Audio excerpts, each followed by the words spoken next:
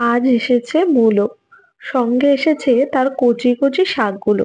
এই কচি কচি শাকগুলো দেখে আমি এই মূলো শাকটাকে ফেলে দিতে পারলাম না।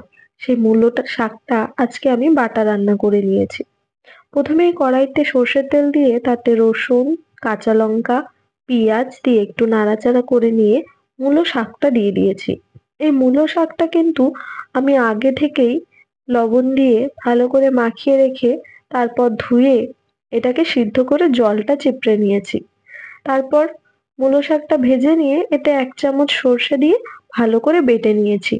কড়াইতে সর্ষের তেল দিয়ে তাতে কালো জিরে ফোড়ন দিয়ে কুচানো রসুন আর কুচানো পেঁয়াজটা দিয়ে দিয়েছি।